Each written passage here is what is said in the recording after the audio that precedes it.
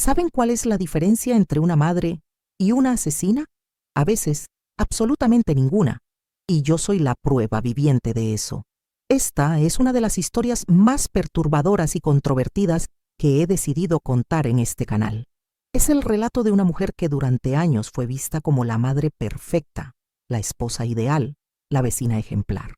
Una mujer que llevó a 5 pequeños ángeles a sus tumbas con sus propias manos y que hoy camina libre por las calles después de 24 años tras las rejas. Soy Mercedes Aguilar, tengo 58 años y lo que van a escuchar a continuación va a sacudir hasta lo más profundo de su alma. Nací en 1967 en un barrio marginal de la ciudad, donde el hambre era más común que la esperanza y los golpes más frecuentes que los abrazos.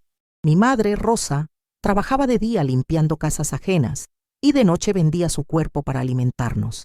Mi padre era un fantasma que aparecía solo para dejarnos embarazada de otro hermano y desaparecer por meses.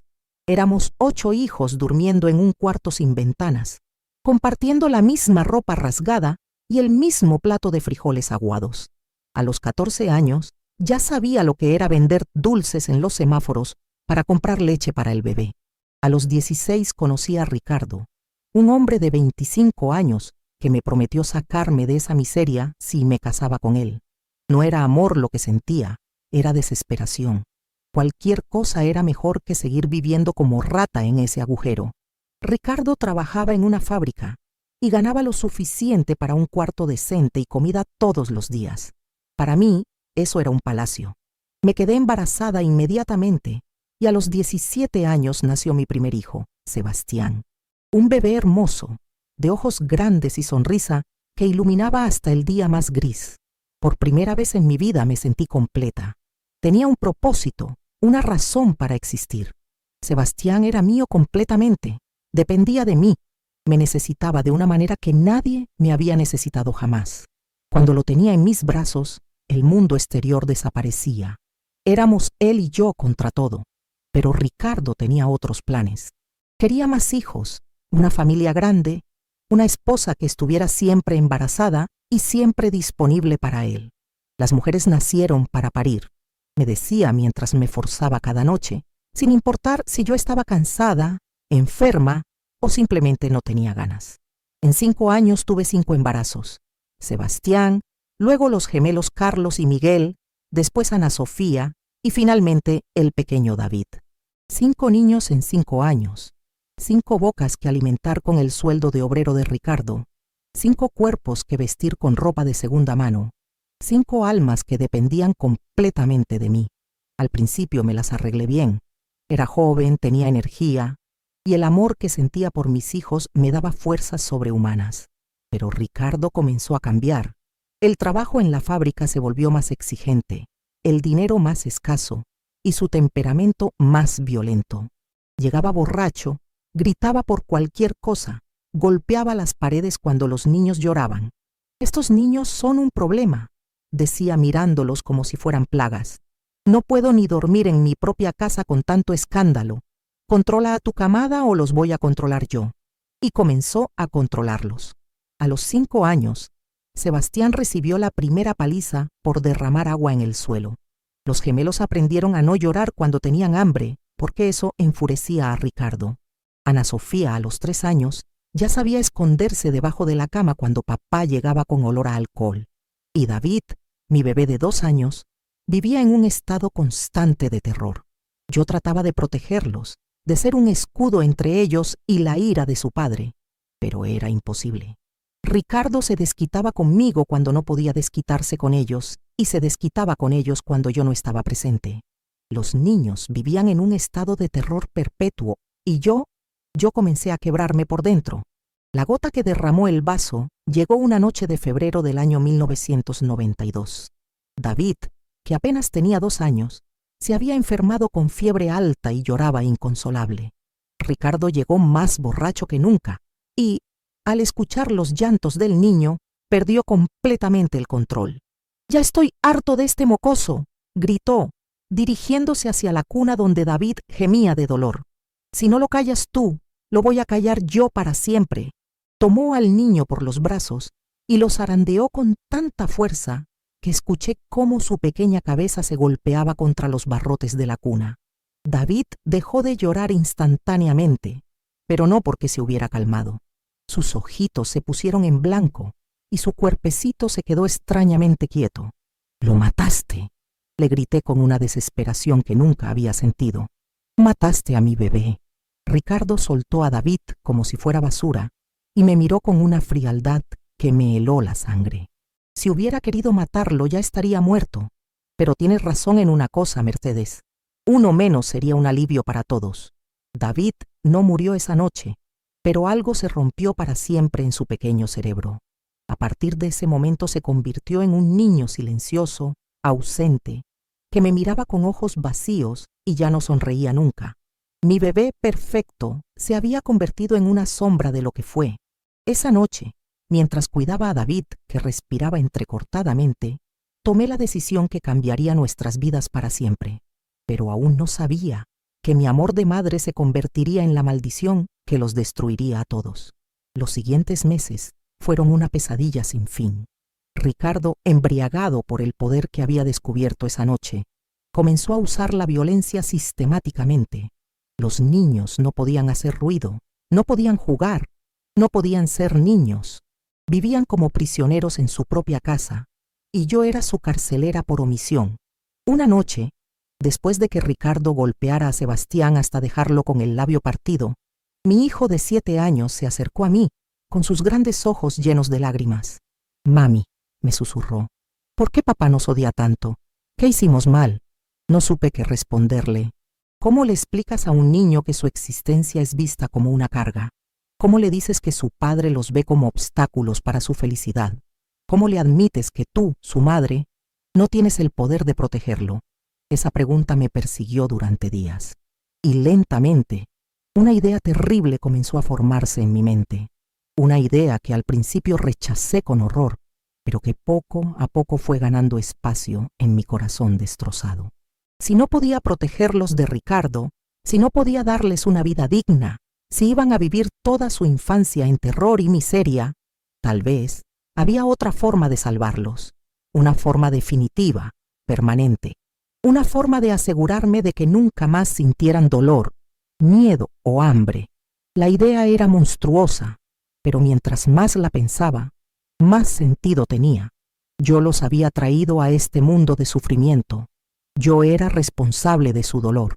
Y tal vez, solo tal vez, también era mi responsabilidad liberarlos de él. Pero primero tenía que estar segura. Tenía que agotar todas las otras opciones antes de considerar la impensable. Durante semanas traté de buscar alternativas. Hablé con trabajadores sociales, con sacerdotes, con vecinas que creía podían ayudarme. Pero cada puerta que toqué se cerró en mi cara. «Señora, si su esposo no la golpea directamente a usted, no podemos hacer nada», me dijeron en el Departamento de Servicios Sociales. «Los niños parecen estar físicamente bien cuidados. Un poco de disciplina paterna no constituye abuso». El sacerdote de nuestra parroquia fue aún peor. «Mercedes, el matrimonio es sagrado. Tu deber es obedecer a tu esposo y criar a tus hijos en la fe. Los problemas que describes son pruebas que Dios les está enviando para fortalecer su familia. Reza más y quéjate menos». Las vecinas me miraban con lástima, pero nadie se atrevía a intervenir. «Todos los hombres son así cuando beben», me decían. «Es cosa de mujeres aguantar y criar a los hijos lo mejor que se pueda». Mi propia familia me abandonó completamente. Mi madre, cuando le conté lo que estaba pasando, me dijo: «Tú te metiste en esa cama, ahora aguántate. Nosotros ya tenemos suficientes problemas sin tus dramas». Mis hermanos no querían saber nada de mí. Para ellos, yo había tenido suerte de encontrar un hombre que me mantuviera. Que fuera violento era un detalle menor comparado con la seguridad económica que me daba. Sin opciones legales, sin apoyo familiar, sin recursos económicos, comencé a sentir que estaba completamente sola en el mundo con 5 pequeños que dependían de mí para todo. Ricardo empeoró con el tiempo. Sus golpes se volvieron más frecuentes y más brutales. Ya no se conformaba con gritar o dar manotazos. Usaba su cinturón, sus puños cerrados y una vez hasta una sartén para disciplinar a los niños. Sebastián, a los 8 años, Ya tenía marcas permanentes en la espalda. Los gemelos se orinaban en la cama del terror, y eso enfurecía aún más a Ricardo. Ana Sofía había desarrollado un tic nervioso que la hacía parpadear constantemente, y David, mi pobre David, había dejado de hablar completamente. Una noche de diciembre, cuando Ricardo llegó especialmente borracho, encontró que Ana Sofía había roto accidentalmente un plato mientras ayudaba a poner la mesa. Su reacción fue tan desproporcionada que supe que había llegado al límite de lo soportable. Tomó a la niña de 4 años por el cabello y la levantó del suelo. Ana Sofía gritaba de dolor mientras él la zarandeaba como a un muñeco de trapo. «Te voy a no que enseñar a ser más cuidadosa», le gritaba mientras la niña lloraba desesperada. «Las niñas estúpidas que rompen cosas se merecen castigos especiales». La llevó hacia la cocina donde estaba la estufa encendida. Mi corazón se detuvo cuando entendí sus intenciones. «No», le grité, lanzándome hacia él. «Es solo una niña. Fue un accidente». Me empujó con tanta fuerza que caí al suelo, pero logré distraerlo lo suficiente para que soltara a Ana Sofía. La niña corrió hacia sus hermanos que estaban agrupados en una esquina, abrazándose unos a otros mientras lloraban en silencio. «Mañana me voy a deshacer de algunos de estos mocosos», murmuró Ricardo antes de irse a dormir. «Ya decidí cuáles me molestan más. Tú te vas a quedar callada y vas a dejar que haga lo que tenga que hacer». Esa noche no dormí. Me quedé sentada en la cocina, mirando a mis 5 hijos que dormían inquietos en sus pequeñas camas, y finalmente tomé la decisión que había estado evitando durante meses. No iba a permitir que Ricardo los matara lentamente con su crueldad. No iba a dejar que crecieran en el terror, que se convirtieran en adultos rotos por el abuso, que repitieran el ciclo de violencia que había destruido mi propia infancia. Si alguien iba a decidir sobre la vida de mis hijos, iba a ser yo, su madre, la única persona en el mundo que realmente los amaba. Fui a la farmacia al día siguiente y compré raticida. Le dije al farmacéutico que teníamos una plaga terrible en la cocina. No mintió. La plaga era Ricardo, y yo había decidido exterminarla junto con todo lo que había contaminado. Esa tarde preparé la cena favorita de los niños: sopa de pollo con fideos, una comida que siempre los hacía sonreír, que les daba la ilusión de que éramos una familia normal y feliz. Mientras revolvía la olla, lloré como nunca había llorado en mi vida, no por lo que estaba a punto de hacer, sino por todo lo que había llevado a ese momento, por la infancia que nunca tuvieron, por los sueños que nunca cumplirían, por el amor que nunca conocerían. Antes de seguir con esta parte de mi historia, necesito pedirles algo. Si lo que están escuchando les está removiendo el alma tanto como a mí me duele recordarlo, por favor denle me gusta a este video. Solo tienen que apretar el botoncito que parece un corazón. Y si quieren seguir escuchando historias como esta, historias de mujeres que llegaron al límite de lo soportable, suscríbanse al canal. Es muy fácil. Aprieten el botón negro que dice suscribirse y listo. Sé que para algunas de ustedes la tecnología puede ser complicada, pero es un solo clic y ya están con nosotras. Lo que viene a continuación les va a quebrar el corazón, pero necesitan escucharlo hasta el final para entender por qué hoy camino libre por las calles. La cena del 15 de diciembre de 1992 fue la última que compartimos como familia. Puse la mesa con el mantel de cuadritos rojos que tanto les gustaba a los niños. Encendí una vela pequeña que había guardado para ocasiones especiales y los llamé a todos con la voz más dulce que pude encontrar. «Vengan mis amores, que mamá les preparó su comida favorita». Llegaron corriendo como siempre, con esa alegría pura que solo tienen los niños cuando algo les emociona. Sebastián ayudó a sentar a David en su silla alta. Los gemelos se sentaron uno al lado del otro como hacían siempre, y Ana Sofía se acomodó en su lugar favorito, justo a mi lado. «¿Por qué hay vela, mami?», preguntó Ana Sofía con esos ojos curiosos que me partían el alma. «Porque hoy es un día especial, mi amor. Hoy vamos a estar juntos para siempre, y nunca más nadie nos va a lastimar».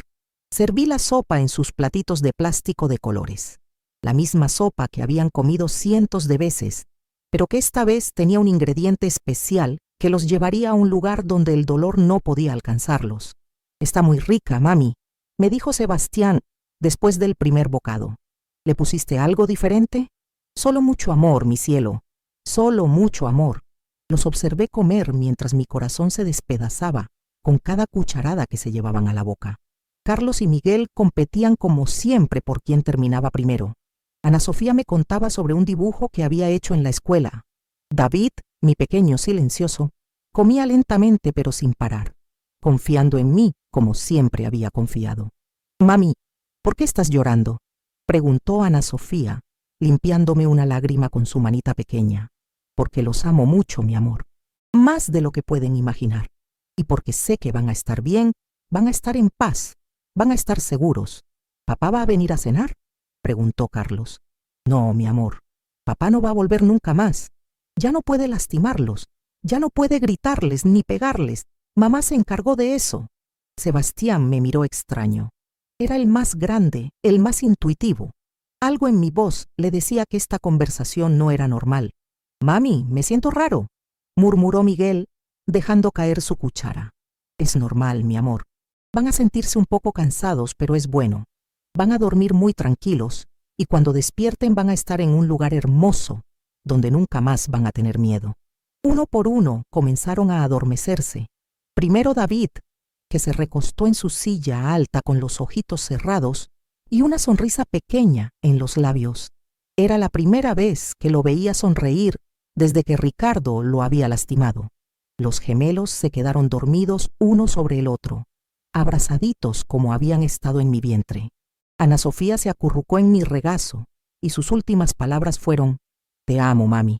Eres la mejor mamá del mundo». Sebastián fue el último. Luchó contra el sueño más tiempo que los otros, como si supiera que algo no estaba bien. «Mami», me susurró, con la voz cada vez más débil, «¿nos vamos a encontrar después?». «Claro que sí, mi amor. Mamá va a ir con ustedes muy pronto. Los voy a alcanzar y vamos a estar juntos para siempre, donde nadie nos puede separar». Se quedó dormido con su cabeza en mi hombro, respirando cada vez más lento hasta que dejó de respirar completamente. Los cargué uno por uno a sus camitas, los arropé como hacía todas las noches, les di un beso en la frente y les canté por última vez la canción de cuna que tanto les gustaba. Parecían ángeles durmiendo, con las caras relajadas y en paz como nunca las había visto cuando Ricardo estaba en casa. Después me senté en la cocina y esperé. Tomé el resto del veneno que había guardado para mí, pero mi cuerpo lo rechazó. Vomité todo, como si mi organismo se negara a dejarme reunir con mis hijos. Intenté cortarme las venas, pero no tuve el valor. Intenté ahorcarme con una cuerda, pero algo me detuvo cada vez. Al amanecer, cuando me di cuenta de que no podía seguirlos, llamé a la policía. «Acabo de matar a mis 5 hijos», les dije con una calma que me sorprendió. «Vengan a arrestarme. Están en sus cuartos durmiendo en paz». Cuando llegaron los policías, uno de ellos, un hombre mayor con ojos bondadosos, me preguntó: «Señora, ¿por qué lo hizo?». «Porque los amaba más que a mi propia vida. Porque era la única manera de salvarlos. Porque prefería verlos muertos que seguir viéndolos sufrir». La noticia se volvió nacional. «Madre asesina mata a sus 5 hijos», decían los titulares. «Monstruo con cara de madre», escribían los periódicos. «La peor criminal de la década», me llamaron en la televisión. Pero había algo que los medios no sabían, algo que cambiaría completamente la percepción de mi caso. El juicio comenzó 8 meses después de aquella noche. La fiscalía me pintaba como un monstruo frío y calculador que había asesinado a 5 niños inocentes por pura maldad. Pedían la pena de muerte. «Mercedes Aguilar es la representación del mal absoluto», declaró el fiscal en su alegato inicial. «No existe justificación alguna para lo que hizo. Mató a 5 criaturas indefensas que confiaban en ella, que la amaban incondicionalmente. Es el crimen más atroz que hemos visto en esta ciudad». Mi abogado de oficio era joven e inexperto. Durante meses me recomendó declararme culpable y pedir clemencia. «No hay defensa posible para lo que usted hizo, señora Aguilar. Lo único que podemos hacer es tratar de que no la ejecuten». Pero entonces sucedió algo inesperado. Una trabajadora social llamada Patricia Morales, que había investigado por su cuenta el caso, se presentó como testigo de la defensa con información que nadie esperaba. «Señoría», declaró ante el tribunal, Durante mi investigación descubrí que la señora Aguilar había pedido ayuda múltiples veces a diferentes instituciones. Tengo aquí documentos que prueban que visitó servicios sociales en al menos 8 ocasiones durante 2 años, reportando abuso doméstico y solicitando protección para sus hijos. Mostró al jurado las copias de todos los reportes que yo había hecho, reportes que habían sido archivados sin seguimiento, minimizados como disputas matrimoniales menores, ignorados por un sistema que no quería ver la gravedad de lo que estaba pasando. Además, continuó Patricia, he localizado a varios vecinos que fueron testigos del abuso sistemático que sufrían estos niños. Vecinos que escucharon los gritos, que vieron los golpes, pero que nunca fueron contactados por las autoridades porque nunca se consideró necesario investigar. Uno por uno, los vecinos subieron al estrado. Doña Carmen, que vivía en el apartamento de al lado, testificó que había escuchado gritos y llantos de niños casi todas las noches durante años. Yo sabía que algo terrible estaba pasando. Lloró en el estrado. Pero cuando llamé a la policía una vez, me dijeron que no podían hacer nada sin evidencia física. Me dijeron que los gritos de niños no constituían evidencia de abuso. Don Roberto, el señor que vivía abajo de nosotros, contó cómo había visto a Ricardo golpear a Sebastián en el patio un día y cómo el niño le había suplicado que no le dijera a su papá que había hablado con él. Ese niño me dijo que tenía miedo de que su papá lo matara si se enteraba que había pedido ayuda, testificó con voz quebrada. Le dije que hablara con su mamá, pero él me contestó que su mamá también tenía miedo. La trabajadora social había hecho más que documentar el abuso. Había encontrado registros médicos que las autoridades habían pasado por alto, registros que mostraban que mis 5 hijos habían sido llevados a emergencias múltiples, veces con accidentes sospechosos. Sebastián fue tratado 3 veces por fracturas en las costillas. Leyó Patricia de los expedientes médicos.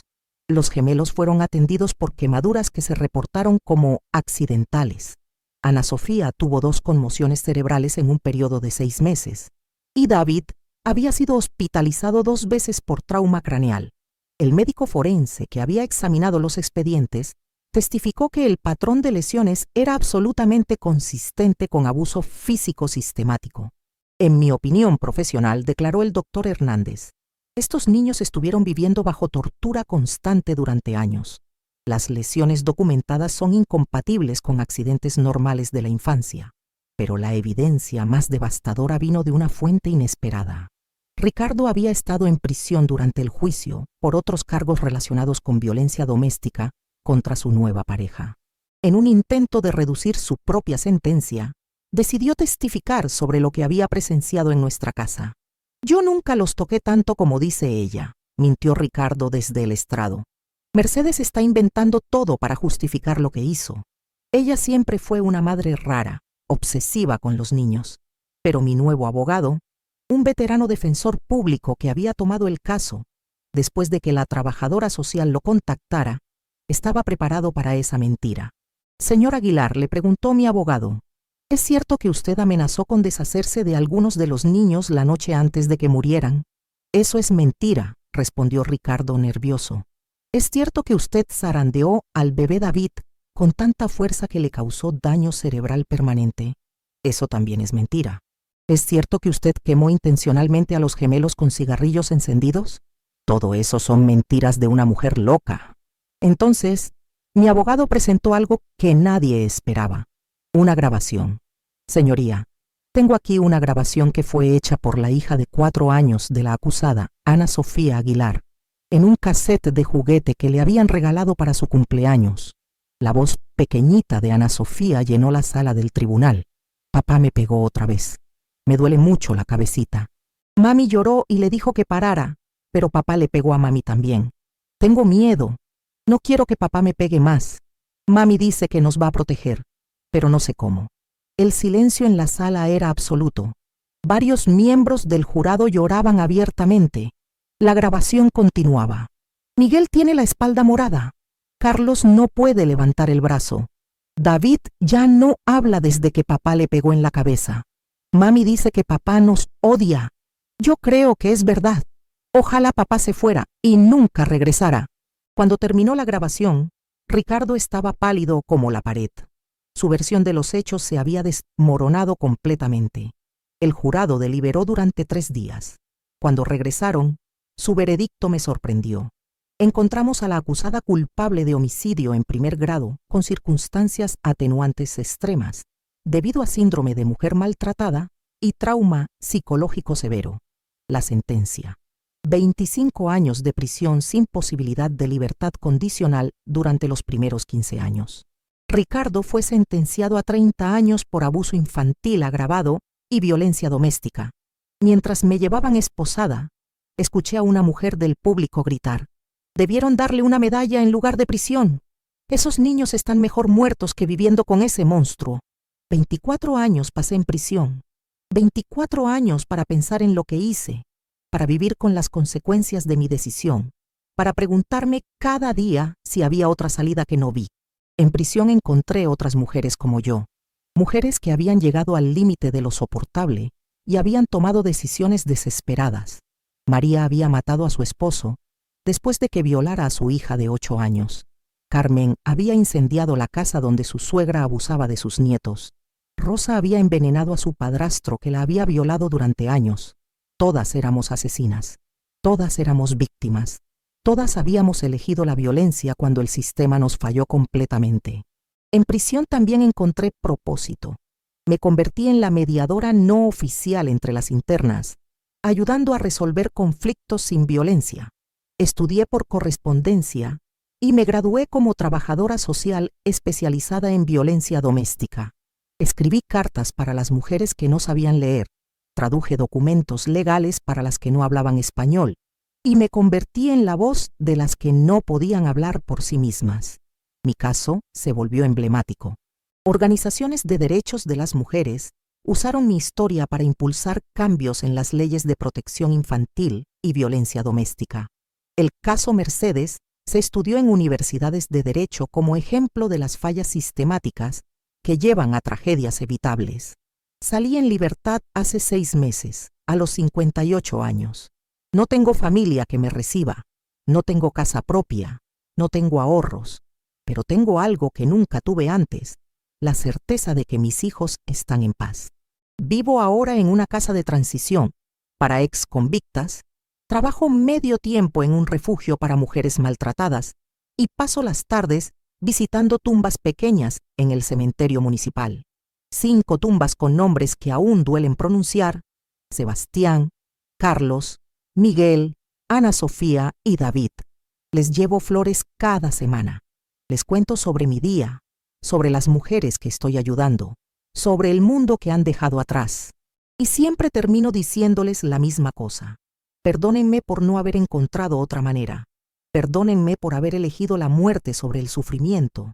Pero sepan que los amo, que los amé tanto que preferí perderlos para siempre antes que verlos destruirse lentamente. ¿Me arrepiento de lo que hice? Esa es la pregunta que todos me hacen. Y mi respuesta siempre es complicada. Me arrepiento de que el mundo fuera tan cruel, que una madre sintiera que matar a sus hijos era un acto de amor. Me arrepiento de que el sistema fallara tan completamente que la muerte pareciera la única protección disponible. Me arrepiento de no haber tenido el valor de matarme primero y dejarlos huérfanos pero vivos. Pero no me arrepiento de haberlos salvado de una vida de tortura. No me arrepiento de haber puesto fin a su sufrimiento. No me arrepiento de haber elegido ser su verdugo antes que su cómplice. Porque al final del día, queridas mías, a veces el amor más grande que una madre puede dar es la libertad definitiva del dolor. Y si eso me convierte en un monstruo, entonces soy un monstruo que durmió en paz durante 24 años, sabiendo que sus hijos nunca más sintieron miedo. Si mi historia las ha conmovido, si han entendido, aunque sea un poco, por qué tomé la decisión más terrible que puede tomar una madre, por favor denle me gusta a este video. Solo aprieten el corazoncito y ya está. Y si quieren escuchar más historias de mujeres que llegaron al límite, suscríbanse al canal apretando el botón que dice suscribirse. Es muy fácil, un solo clic. Déjenme un comentario si han vivido algo similar, si conocen a alguien atrapado en una situación desesperada o si simplemente quieren que contemos su historia. Aquí las esperamos todos los días con relatos que las van a dejar sin aliento. Porque la verdad, mis queridas, es que a veces no hay decisiones buenas o malas. Solo hay decisiones desesperadas tomadas por mujeres que ya no tienen nada más que perder. ¿Fui una madre amorosa que salvó a sus hijos del infierno? ¿O fui una asesina fría que se aprovechó del sistema para justificar lo injustificable? ¿Mis hijos estarían mejor vivos, luchando por sobrevivir, o están realmente en paz como yo creo? Esa respuesta, mi querida oyente, la tienen que encontrar ustedes mismas. Porque después de todo, solo las madres sabemos hasta dónde somos capaces de llegar por nuestros hijos. Y yo llegué hasta el final.